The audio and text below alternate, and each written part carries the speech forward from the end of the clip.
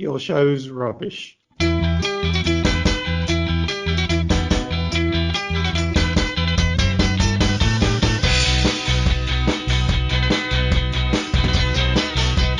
everyone, welcome to another instalment of your friends here at the Trout Spinners podcast with Miles and Gary.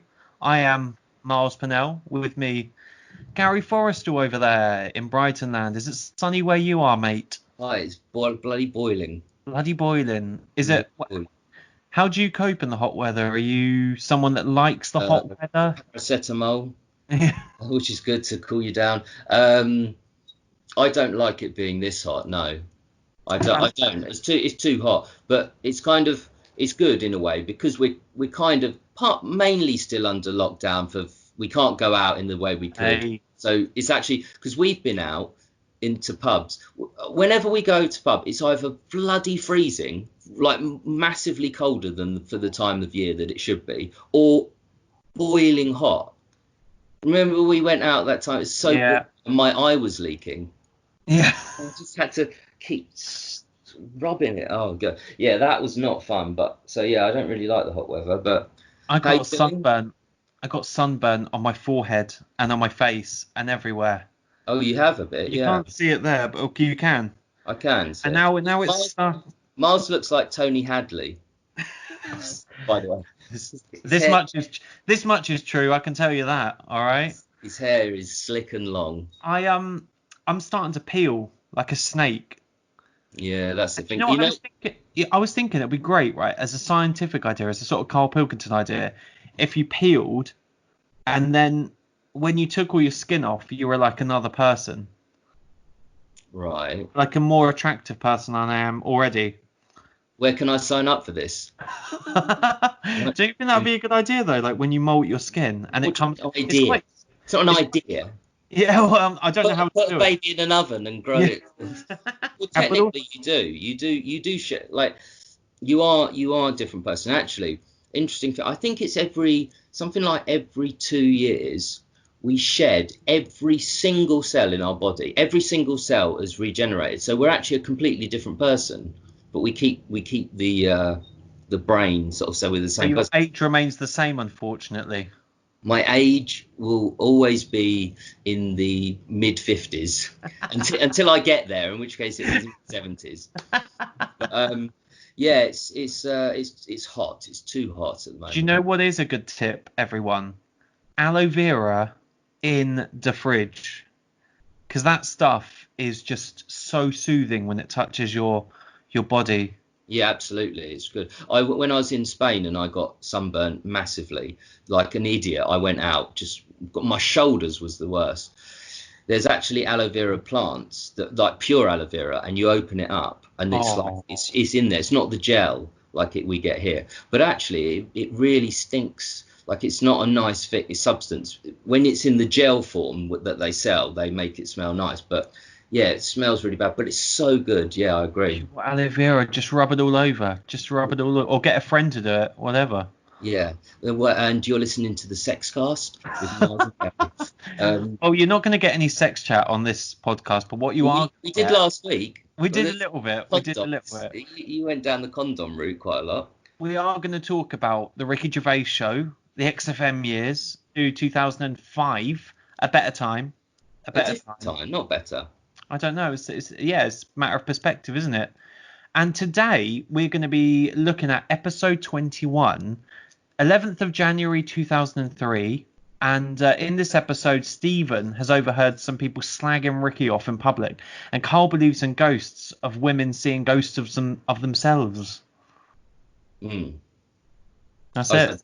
I'm never sure like how long you're going to go. Gary. Can I speak, please? No. You may.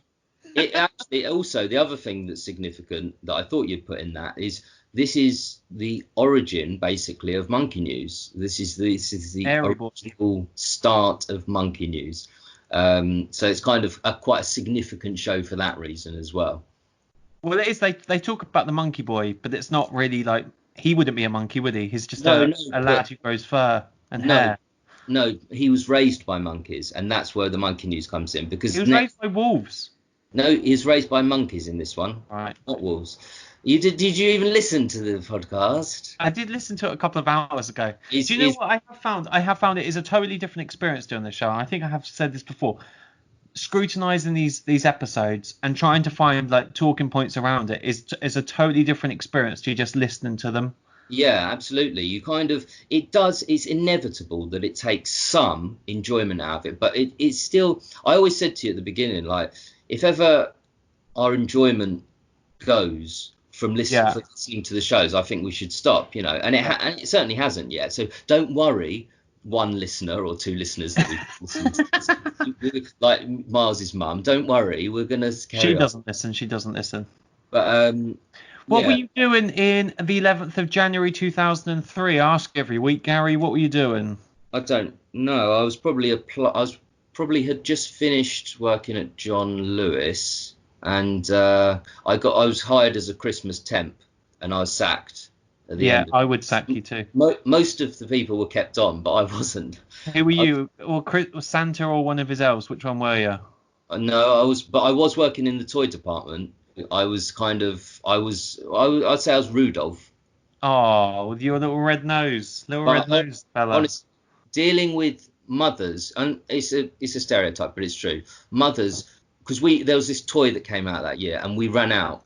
Dealing with them, when telling them we have no toys left of that kind, and there's nothing that they can do. We're not going to get any more. No more Buzz Lightyears. We're not. Yeah, that is the hardest. That's prepared me for the rest of my life because I've never had conversations as hard as that one since.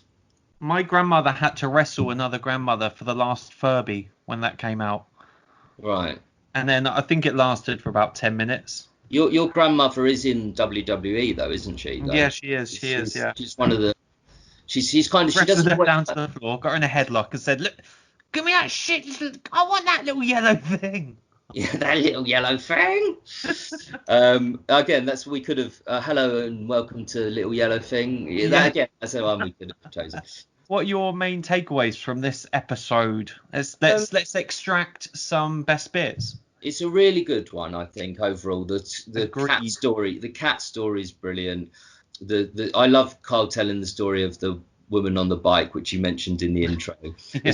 It's so ridiculous. It's the origin of Monkey News. It's not a proper Monkey News, but it's like the origin. They started next week in the next few weeks, and I think it's interesting. The dynamic has settled. It's really formed in, and they're kind of there's no love anymore. It's kind of almost. It's just more antagonism. Whereas in the earlier episodes, there's kind of some love and some nice things. Yeah. You know, they make nice comments, but here it's not. They're not. You know, they're not evil to him, but they are antagonizing him, and it's good. And I just I'm just going to do this quote because I've just seen it, and it will probably be in your list of top quotes, but it's one of my favorites ever. But he get caught in the wheels of his skateboard. True. And it's just a great comic relief. And I hate the thing they're talking about. It's not nice. It is But not. they are talking about Carl's Little Book of Freaks, which does come up in Politics DVD. It does. And then, But I love that when they go, "Is it true that you carry that round with you, like you would a notebook, or that you would always be in a mood, just like if you want something to cheer you up, like a Little Book of Freaks." yeah. Well, that's the thing about Karl. He's a simple person. He's not stupid, but he's simple. He doesn't need complex stimulation. What are your thoughts, mate? I'm with you. You know, I think it's nice to hear them like really be more antagonistic and more. They're very relaxed in each other's company, which is something I've noticed. Like we talked in a few episodes back about, you know, being friends with someone and you can like fully relax, and you know that comes to us ahead in this episode because they can like fully insult each other. Like they start off and they're slagging off Karl for taking time off. Been off again this week. No, I have one day off this week. And then that carries on, doesn't it? That's like a trope throughout the series. Then it's all about, you know, taking Mondays off, which is the same day as he gets his girlfriend, which is. I actually wrote down because I can't remember where it is, but I put so fucking rude. Like he's allowed time off. Like he's got a holiday card with the business. Like, you know, oh, it's been off again this week. no, not, and it was, and Carl explains like, no, it's because I was working all over Christmas. Like, and Carl probably was working. Carl was in those shows where Ricky and Steve didn't bother doing it, and he did all the highlight shows. He did all that, and yeah, it's like I'm not criticizing Ricky because it's funny. It's funny how he knows which buttons to press on Carl. He knows that's a touch point. He would be pissed off at that. But when you actually sit down and think about it, think of how rude that is. Yeah, he's had a few days off. Ricky only works 1 day a week for 2 hours for the station. Do you know what I mean? Like, I think you do have to choose your words carefully with like those friends. You know, people who do get offended easily. But clearly, Karl isn't the sort of person that would. He's quite happy to take it on the chin and then give it a bit back, isn't he? Yeah. Oh yeah. Look, I'm not saying that him saying that to Karl would particularly cause Karl that much bother, and Karl wasn't actually that bothered. He just said no. I was working all over Christmas, but. It just purely on the forget Carl's reaction. Yeah, Carl, no, I know what you're saying. Carl doesn't really react Carl reacts to weird things. Like, Carl doesn't react to things that normal people react to.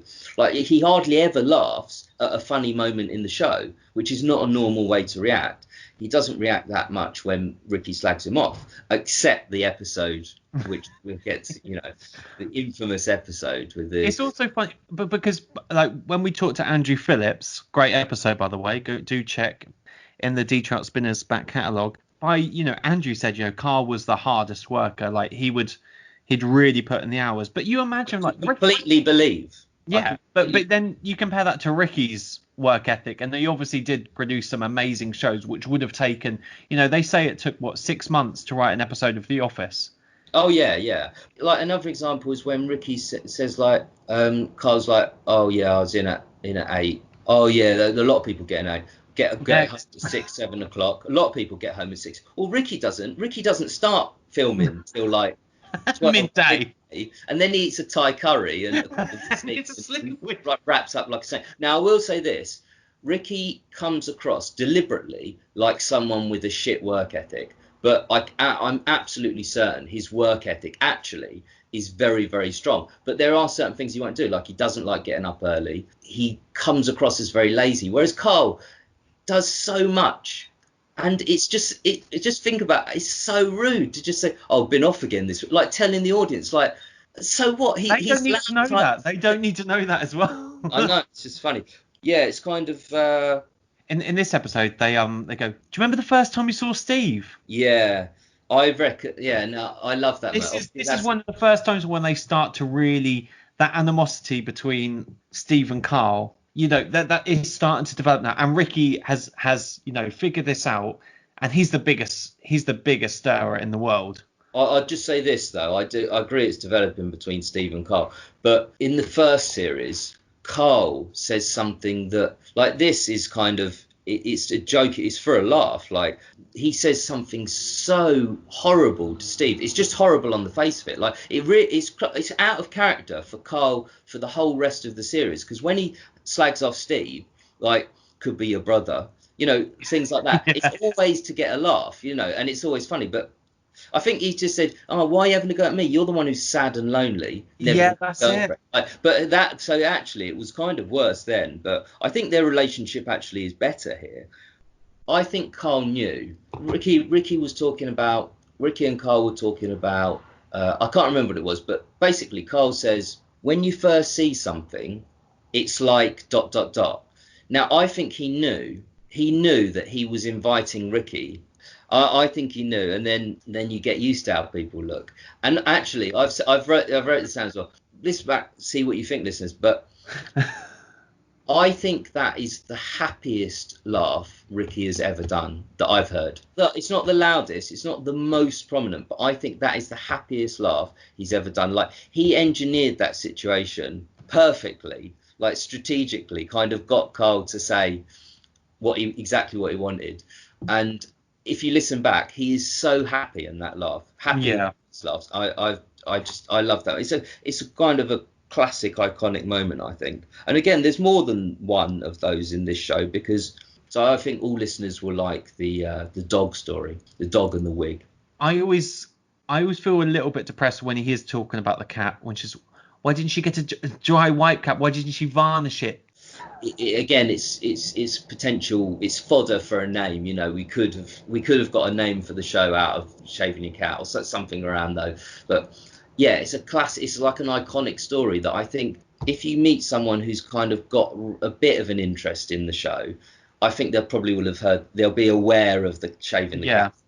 Like, whereas you can't say that for some episodes. They're just a bit of light animal abuse. well, no, I'd never condone that, and neither would Ricky. But I mean, shaving a cat isn't necessarily abusing it. It's so funny. Like, and it's funny how I love Ricky's laugh in that, because I kind of laugh in the same way when I hear it, because he suddenly he says, "Oh, it's easier to clean." And you think about that for a few seconds, and you think, how mental is that? You just shave the cat so it's easier to clean, and it kind of sets in. Get a Persian cat. Yeah, his laugh kind of he laughs sort of after the event, which I kind of like in that. So it's cold, sick, and hated. Cold, sick, and hated. I came for the show. Yeah, I just like the way that Karl talks about it so flippantly. He's like, we just get through them like they're bloody like packets of crisps. Yeah, 5, I think. How many cats did he get through? How many cats like faced a similar? To be honest, I don't. I think he's probably exaggerating. Like, I think have a good time whilst they're there, but they get through them. Yeah, absolutely. When we were growing up, we had a cat, and it was called Wally, and I loved it. My brother ate his cat food. What? Like, my brother, I don't know. He was very young. I mean, it explains a lot. I mean. But then my mum sort of said, "Oh no," she just like developed an allergy to, and she's like, so we had to get rid of the cat, and so she's like, we can't have a cat or a dog. 20 years later, she's got a dog and married to a woman. Yeah. So things change. And your brother's still eating Whiskers out of a tin. Yeah, so yeah, I think they got through 3 or 4 probably. Imagine. Steve does say a little bit of a naughty thing though. He goes, "What would they do? Running a restaurant?" My granddad once said he had this story about. He's Polish, my granddad, and he was telling this story about. He was great. He's great telling stories. So my storytelling is going to like really pale in comparison. And it's talking about he was going to this restaurant, this Chinese restaurant, and everyone was eating happily. And then he went to the toilet and he said, and there was all these bloody cats in cages. Really? Yeah. What, is that in Poland or? I think it was in the UK. Oh bloody hell! In the bathroom. Toilet. Always keep your caged cats in the kitchen. I live and die by that. Yeah, that's disgusting. Another great part of the show. One of the sort of features, which is it's a short-lived feature, and it's not the most interesting, except this episode, and that's Do We Need Them? This is the best Do We Need Them. I've never been a fan of Do We Need, but it's the best one. Oh, by a long way. And it's just, he gets so annoyed. And I love what Ricky says, like, after. I could wait till my favourite quotes, but I'll say it now. What did he think he was doing? Which is a great thing to say. He didn't say, oh, God, he's getting so annoyed. Actually, if you sit down and think about it, like, what did he think he was doing? Like, what man rings up and asks these questions? Like, Karl probably said he's doing some research or something, but who would ask those questions of someone who works at an aquarium? We're looking at animals, and if we need them, just digest that. Yeah. Go, what? One thing I do think, though, like it was going to happen, like it was an actual thing. I know, it's ridiculous. Like one thing I do think though is that I think Karl edits some of that call, and he adds bits in, because at one point he said, "Yeah, bet you're glad you answered the phone today." Yeah, now, there's no way, and there's just silence. There's no way that guy, with the way he reacted to everything else, would not react to that. Like, so I think Karl added that in for I don't know. To be fun. No, look, Karl's a funny guy. He added that in afterwards. Clearly, there's no way that man was silent when he said. Well, the film, when he does the what's the film, like they're really, really well done. Yeah, he's a great editor, and I think he could have easily edited that. And I'm sure he did. The more I've often wondered that the more I listen to it, the more I think to myself, yeah, he definitely put that in the edit, because there's no way that guy would have just said nothing and just moved on. But there's also a bit where Steve's talking about overhearing what someone's saying about Ricky in public in a restaurant. Yeah, keep saying restaurant. There we go. Said that last. And they said the thing about Ricky Gervais is he's just like the character that he portrays in The Office, and this is obviously a theme of our show as well. You know, the sort of old versus new Ricky, and how much like David Brent is he? Hmm. And this was quite early in his career, so Yeah, and I think like Steve reads out emails where people are calling him a cunt. He literally doesn't care at all, but he does care when he hears that people say he's like David Brent. He really doesn't like that. Now, I think during those days, literally the one difference you have to put between David Brent and Ricky Gervais is self-awareness. You don't even need to say, "Oh, Ricky's actually much funnier than David Brent," because you just add the self-awareness and you become funnier. You become everything. So I think there were definitely separate people there. But the thing is, Ricky in interviews used to act like David Brent, and that's why people yeah. have perception. But nowadays, I think he's probably a bit more like David Brent, because I think the self-awareness is not gone but reduced. Mm. Yeah, he seems to be much more like sincere. Yeah, and he really doesn't like being told that that person thought he was just like, It's you know, funny, isn't it? Because like, I always think that I think Brits have quite a self-deprecating sense of humor, and I always like that about, I don't feel proud of this country for many things, but yeah, comedy and music are the two sort of cornerstones for me, and I think I'm yeah, particularly I love like deadpan and sort of black comedy and like self-deprecation. Like I think it's great, yeah. and Ricky can't really do that anymore. He does have this sort of he does think he's like sort of greatness about him. He can do it now. He's just not as good at it, I think. To say that he can't do that now and can't be deadpan and can't be funny now is just not. That's way overdoing it, because I see some bits of interviews and things. But what I'm not saying is I think Ricky is anywhere near as funny now. I don't. But he still has something about him that can be very funny in interviews. But we just see it less and less, and it is sad. And that comment is quite profound, really, that Steve overheard them saying, because yeah, he is like the characters he plays far more now than he used to be. But back then, I don't think he was. But you literally take David Brent exactly how he is and add self-awareness, and you get Ricky Gervais. Mm. Self-awareness is the key difference, and that's what he's lacking now, I think. I think what a lot of people liked about Afterlife, and there are sort of shades of autobiographical sort of reference in there, because Yeah, it's about losing your wife. So what would you do if he lost Jane? I think that's actually at the core of Afterlife, from what I've seen of it. yeah, What would your life be? So it's still doing the same thing that he's always done, which is write about what you know. In the same way that Karl does Sick of It, like talking about the voice in his head and the daft things yeah, they say. That's exactly the same to what he's always done. Like that's yeah, no different. The difference is now it's personified as a doppelganger. yeah. That's the only difference. So I don't know. It's I suppose it is just that thing. Like you do become more serious, don't you, when you get older? I mean, Well, but that's the thing, Ricky. That's the thing. Even during these times, Ricky was 40 at the beginning of the major part of his career. I know he had bits of career in his 30s, but he was 40 at the beginning. Like Steve and Karl were like mid-20s and everything. But I don't think it's because he's got older. I just think as he's become more and more successful, and he's become a bit more preachy, or a lot more preachy, because I think he loves to be taken seriously now. He got his body in shape. He loves his body yeah. now. Like I saw a photo of him. It was like shaded, so like in shadow, so it makes people look bigger anyway, or more muscly. He was ripped. Like this was a few years ago. And he's Like a vegetarian now, isn't he? Or I don't know. I didn't I know don't that. know. It's funny when you compare it to the Ricky from XFM, and obviously it's nostalgia, isn't it? The Ricky Gervais that we know, that only ate sausage, beans, and chips.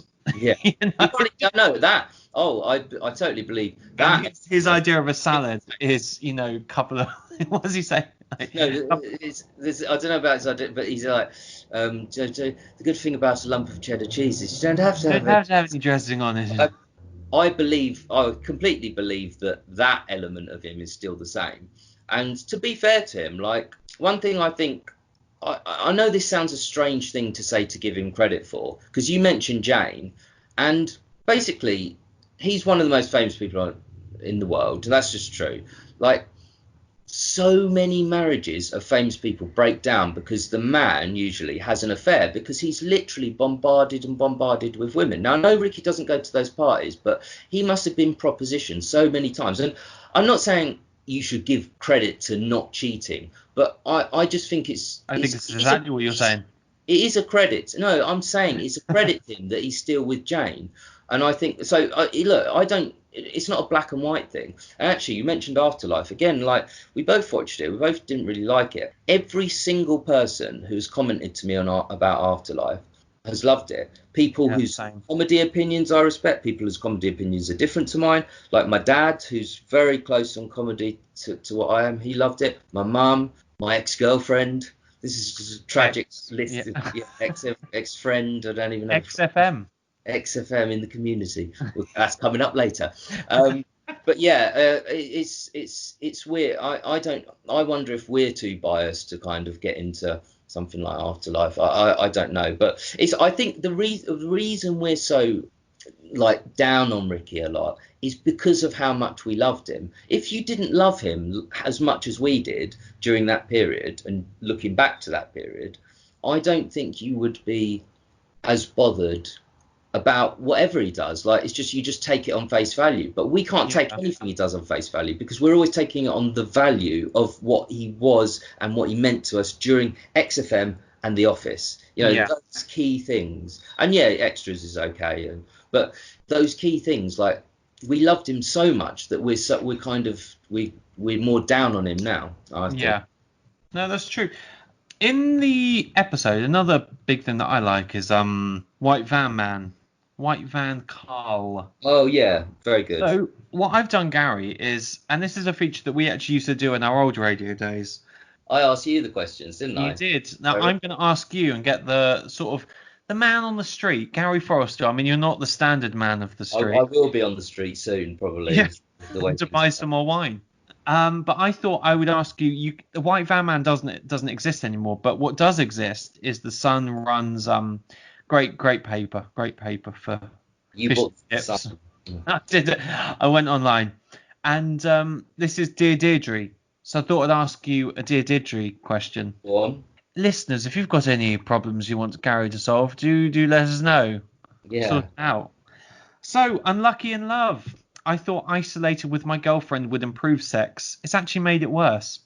Dear Gary. Sorry, hang on. When are you going to start the Dear Deirdre bit? It started. You're just talking to me now about your life. Dear Gary, I chose to move in with my girlfriend for lockdown, hoping it would bring us closer. But it has had the opposite effect.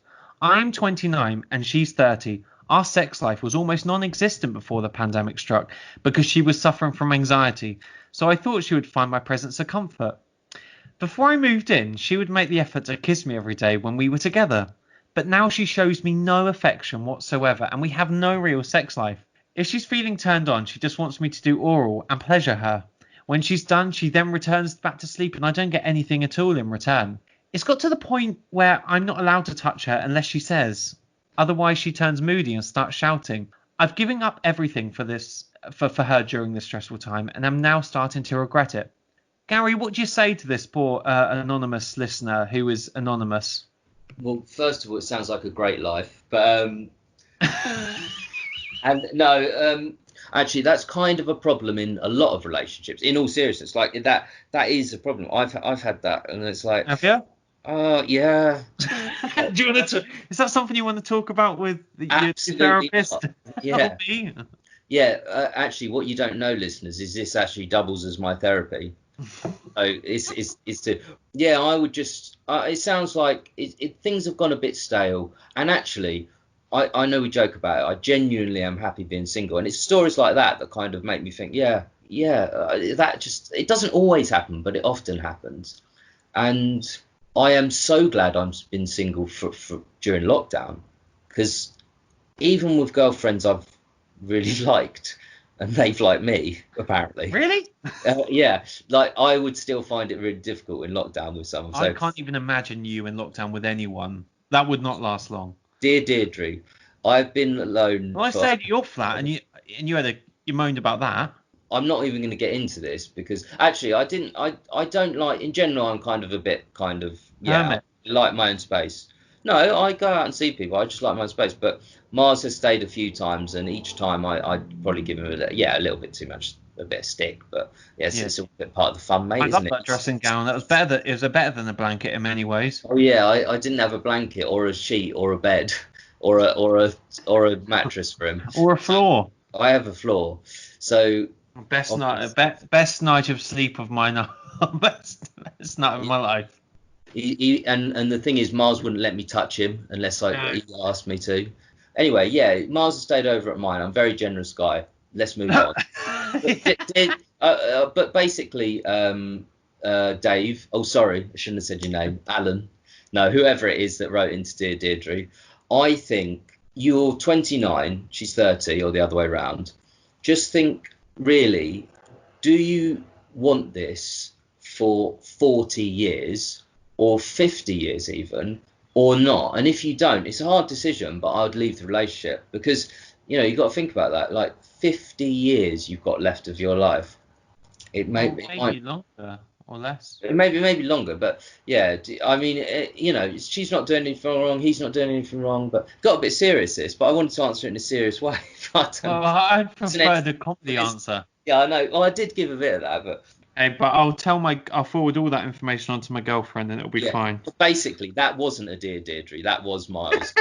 I know him. It's not true, other than the age similarities of a very healthy relationship.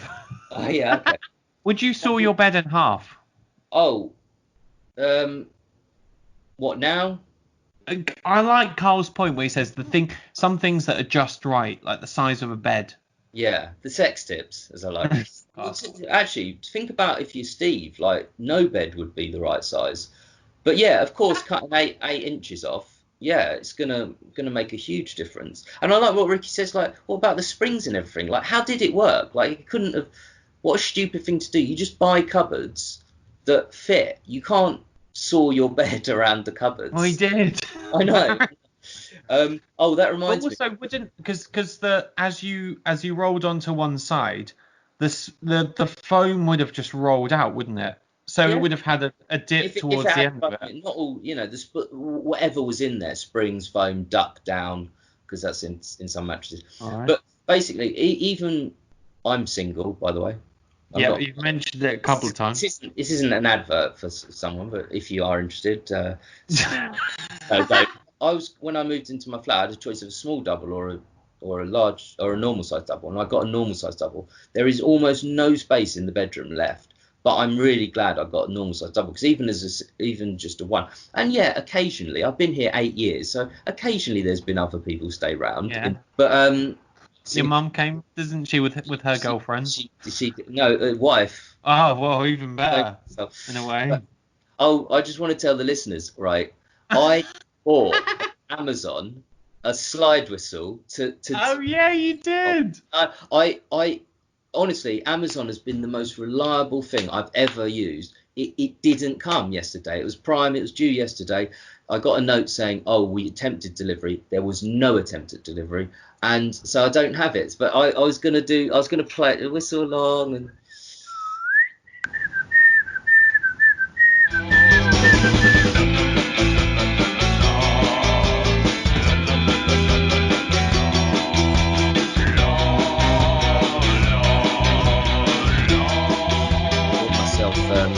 Late birthday present. What did you get? I got online because I was so terrified that obviously shops haven't been open, and I was panicking what to do because I was running out of pants. So I bought myself a pack of 4 pants. Kleins? And a pack of that's the zone. The next and a pack of 5 t-shirts, one of which I'm wearing today. It looks lovely on you. It was the colours. These were the colours of the t-shirt: white, grey, black. Those are the 5. Your best colours. You look great in the shade of grey. My sharp eyes go with sweat it. patches, mate. Yeah. So have I got sweat patches on? You're all right. Oh, you do a little bit. Well, yeah, but it's sweaty Yeah, weather. it's like- But there's some road works happening outside. That's why I have to close all the windows. I'm absolutely sweltering here, and you can see by my hair. yeah, his red face. Well, just a lobster man with a mane. What? Lobster. It's not comic relief yet. Why you Yeah. got a red face? Are you excited about pubs again? We can go to pubs again, me and you. We Yeah, can but record in pubs again. well, I'll say this. So it's not what we need to see, because they're going to be very different and very different. Queues up outside, and also we're going to have to get to one another. We're going to have to Let's use go. Let's go on a Monday at 12 p.m. Yeah, exactly. That's what I feel. when no one else is going.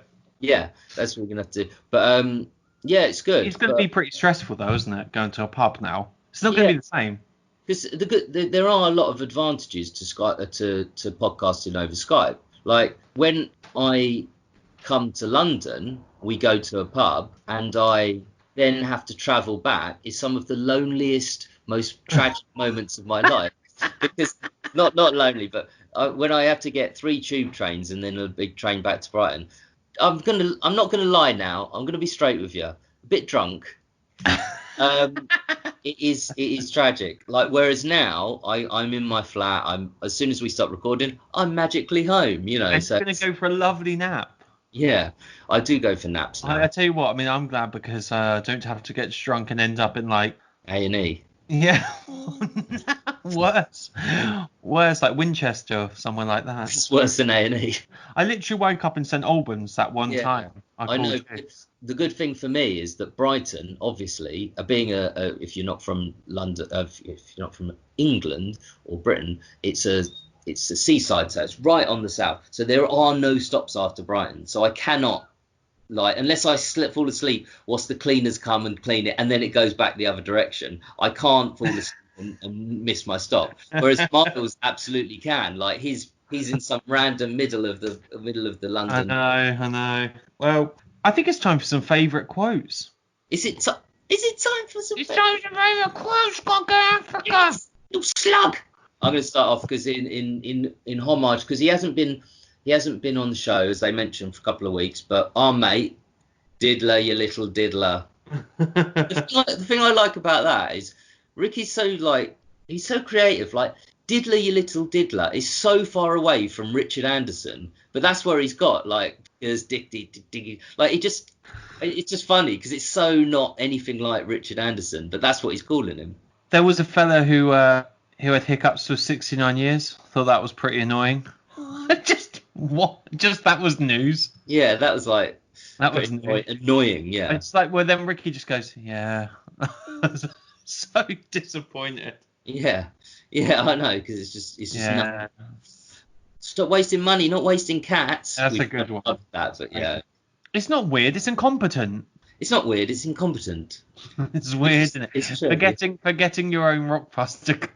like for Karl, weird is synonymous with a lot of other emotions. Like Karl, right, a lot of it. Rather than a guy who calls himself Mr. Pickles. Because I was going to say that would be a good name for either a comedy character or this show. A guy who calls himself Mr. Pickles. It's a bit convoluted. It's a big video. It's a big stiff cock of a video. Yeah. Oh, I meant the bird. And the thing I think about that is, like, think about it. Imagine, like, they got an upheld complaint about saying cock, and their defence, like their genuine defence at the time to the radio operator, would have been, we meant the bird.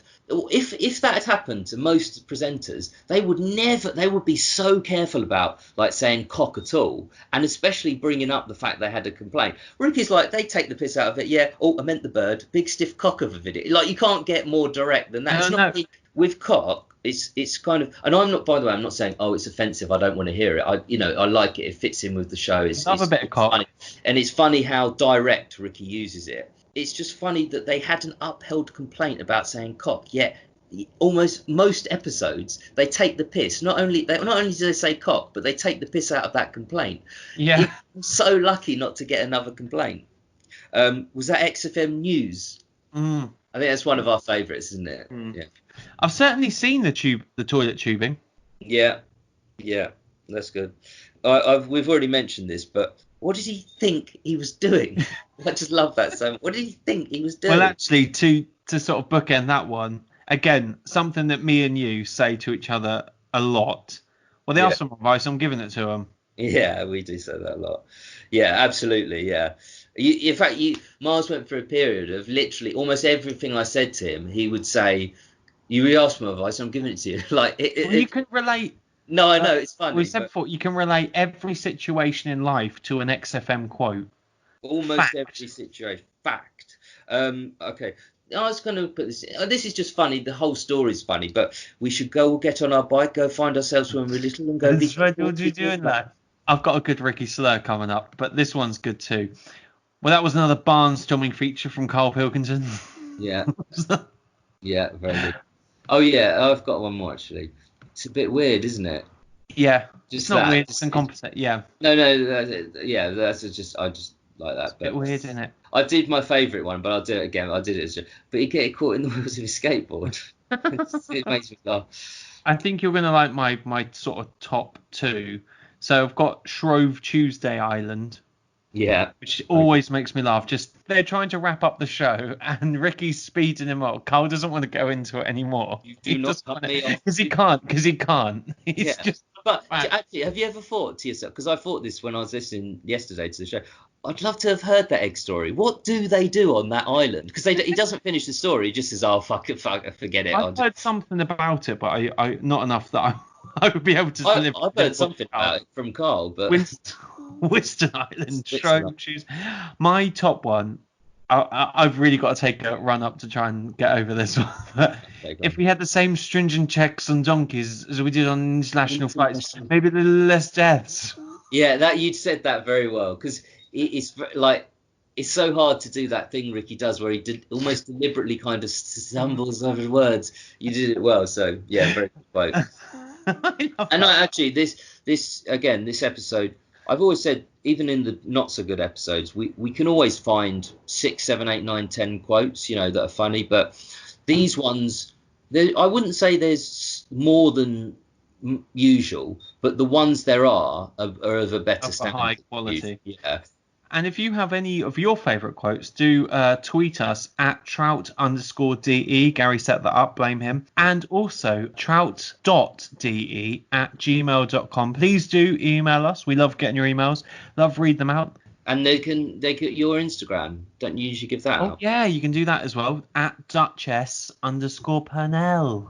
He's a bit of a weirdo and arrogant as well. No, but that leads us Cheers. quite nicely onto XFM in the community. And XFM in the community. we got we had some feedback this week, but we've had a particularly I haven't read it. I don't know what's in it, but a very long email, but very good one by all accounts from Yusuf. So we're just going to focus on that today, and then next week we'll do a bunch of others. So yeah, Yusuf, thank you so much for getting in touch. And we've been keeping this one on ice, specifically only because of the length, but we want to do it justice. So here is Miles and Gary doing your email justice. So, see, I don't know. You sound like that one on Loose Women or anyway. I don't know. You're like Mike on Loose Women, I'd have made it. You're a bit sensual, but not sexual. Just do it in your own voice, and do it. We'll do. All Do right, it justice. here we go. Why, boy?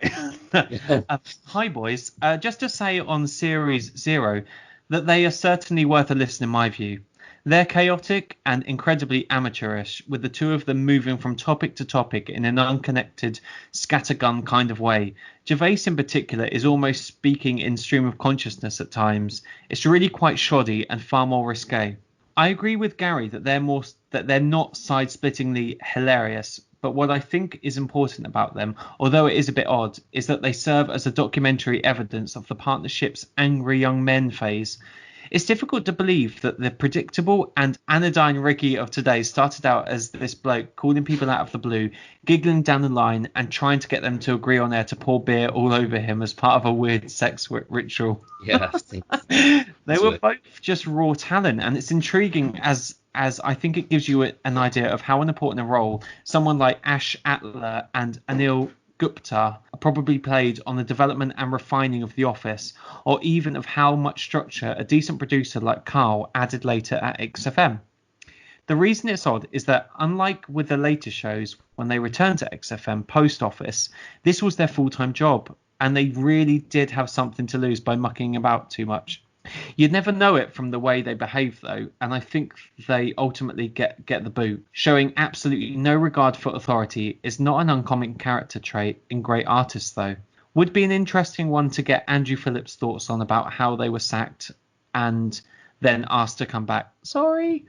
Interesting to hear Miles's enthusiasm for them, given what they said about the 2002 show Dating, as I find some of the stuff in Series 0 incredibly dated. It goes back to 97, 98, so competitions are entered through the post. They're talking about the Spice Girls and Lady Di, etc. Definitely worth listening to, and I'd love to hear you guys cover them at some point. And I can assure you, Joseph, when we have a couple of years down the line, when we have done all of these. Yeah. Was that the end of Joseph's email? Yeah, that's it. Yeah. Thank you so much, Joseph. Yeah. As ever, you have this ability to trigger reflection on my part. Like what you say is always interesting, and you always approach things in a slightly different way as to how I'd approached it. So thank you again. And I do agree with you. Like, I'm so not eloquent as well. So eloquent. I love those things. Something far better than what we could do. This is gonna, it'll be Yusuf and Miles next week. I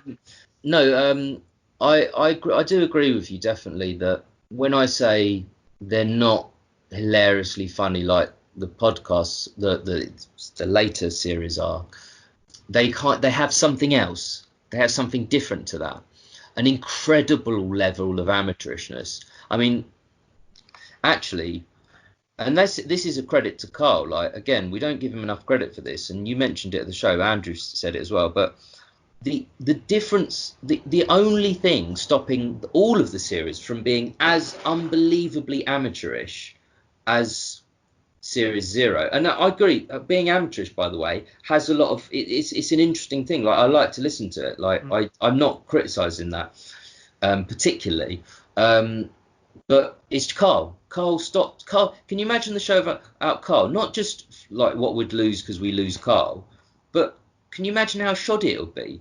Like, in the whole 2 years, they come up with about 1 or 2 features. Karl does everything. Karl does so much for that show.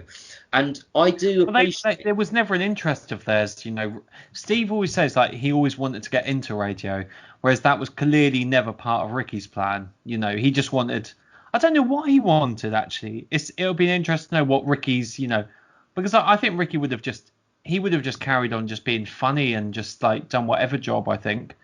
Yeah.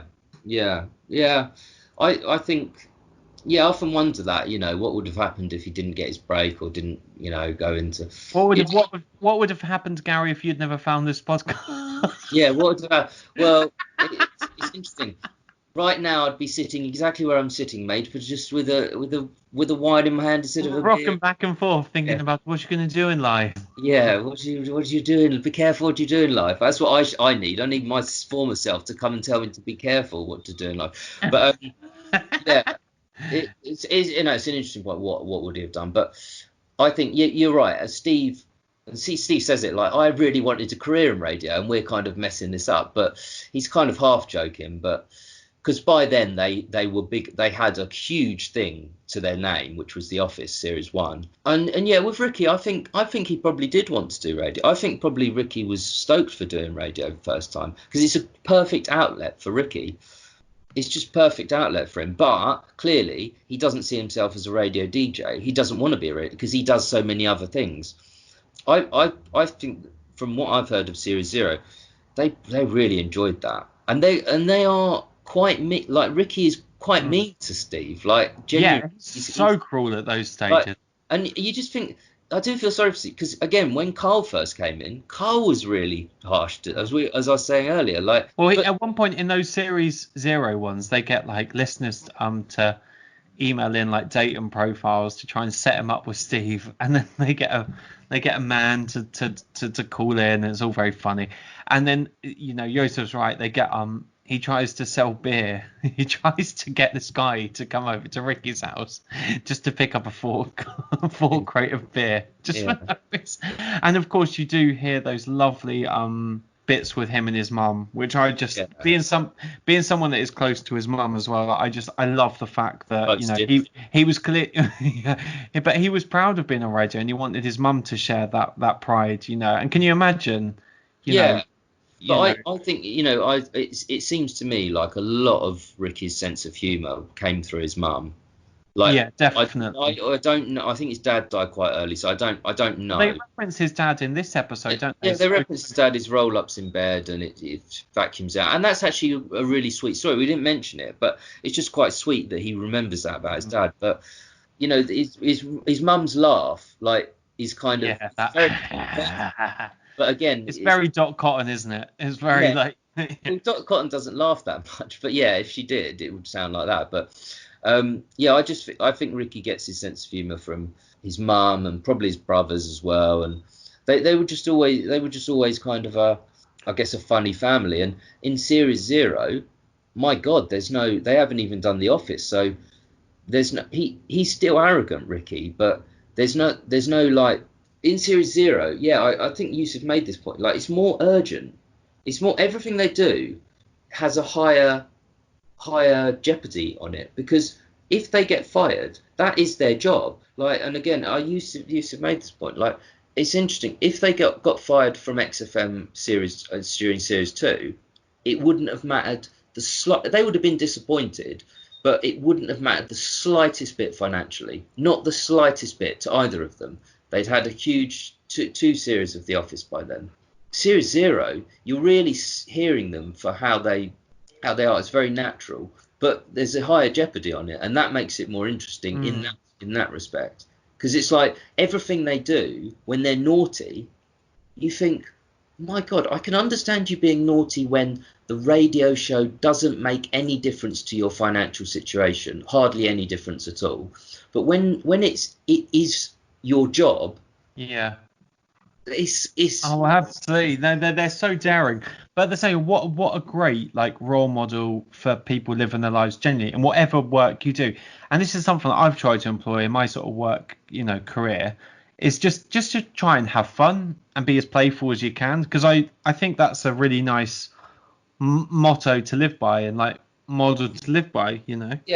I like that about them. The fact they don't take themselves too seriously. They have a laugh on whatever they do, and they probably won't bother if anyone was listening. They'll definitely not bothered at all at that point. I mean, they're probably a bit bothered in the early days just because they want to keep the show and they want the figures to be good, and it kind of is their only exposure. I can assure you, Steve would have. Steve's got more to lose at this point than he does. Yeah, but they both have stuff to lose, because they both. Yeah. Ricky had just done the 11 o'clock show, so he had done a bit of telly.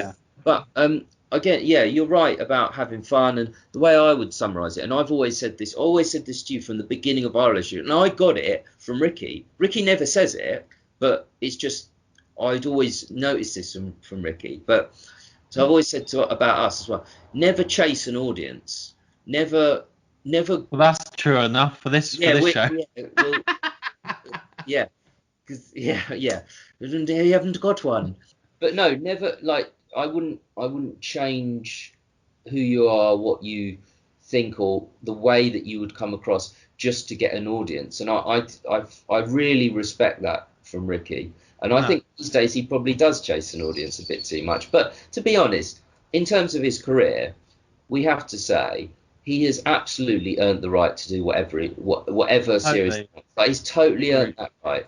So anyway, but that's a nice point to leave it. And I think Yusuf, a lovely email, and thank you. Keep getting in touch, and always your emails make me think, and that's the highest compliment I think I could pay to it. Thanks. That was very well timed, wasn't it? What was that? What was that? Gary, we started it a couple of weeks. We are going to wrap up shortly because I'm sick of talking to you.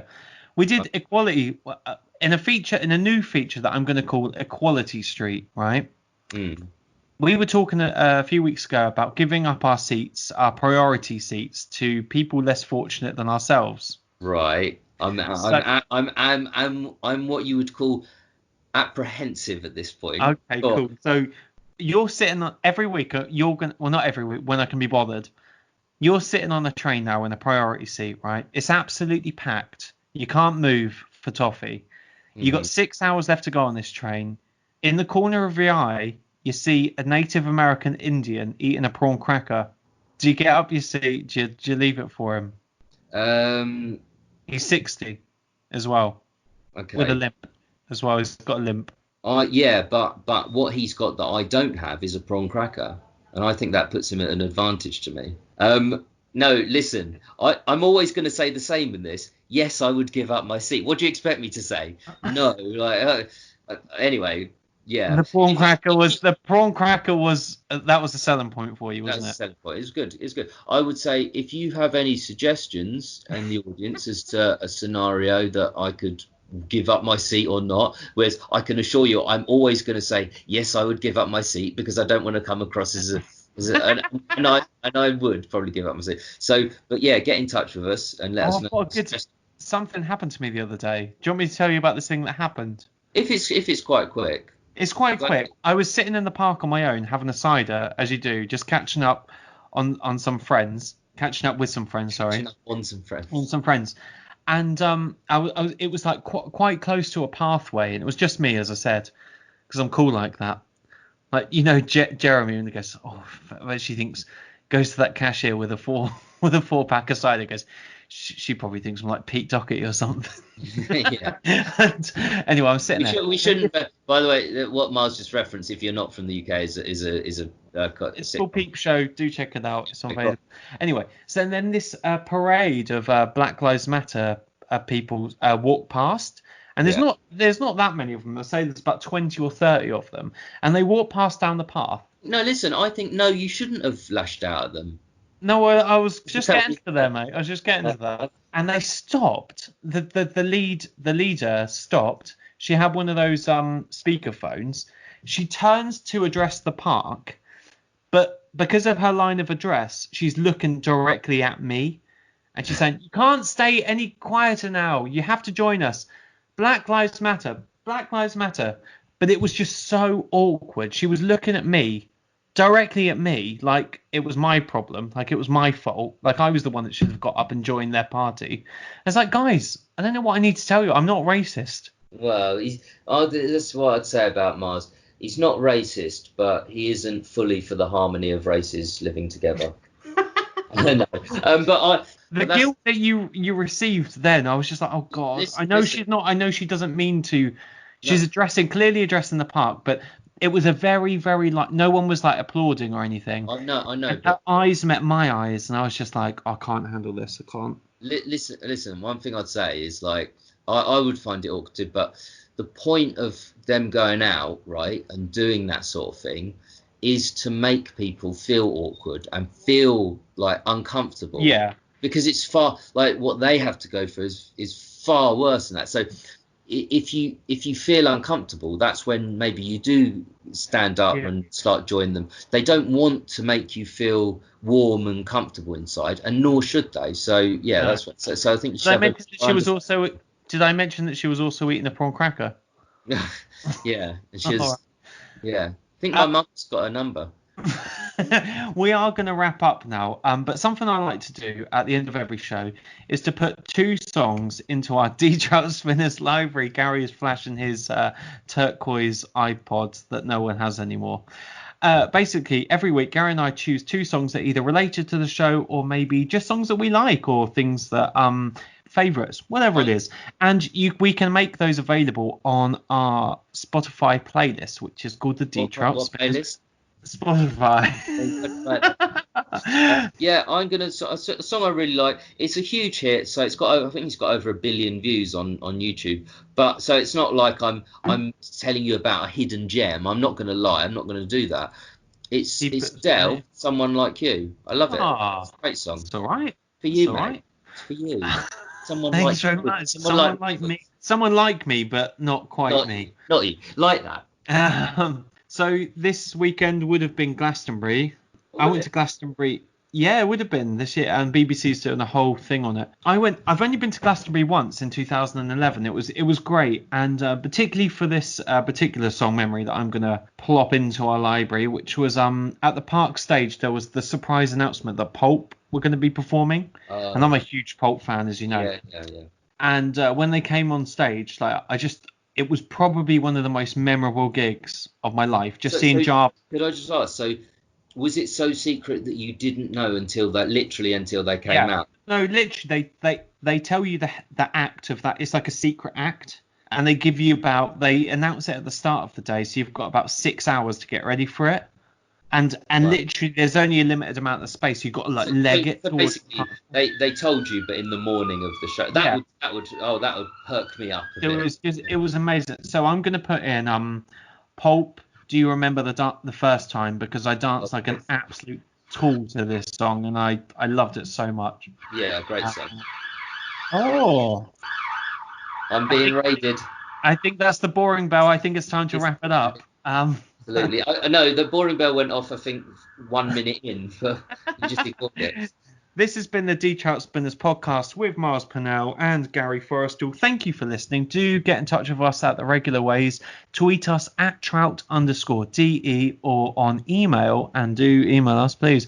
trout.de@gmail.com. Gary, do you want to add anything before I press the stop button? That's Miles just doing his bit, his in charge bit. He likes doing that. He likes speaking in that tone at the end and the beginning, particularly. You'll notice it. He wants to be in charge, especially since Andrew Phillips said you need an action and a reaction. He wants to be the action. Anyway, yeah. You live and you learn. No, just to say thank you for listening. Appreciate it. Thank you for your email, Yusuf. Please do get in touch with us, and I'm a lookout on the Twitter because I might be tweeting some stuff myself occasionally. Thanks for listening, and we'll see you with another one next week. Goodbye.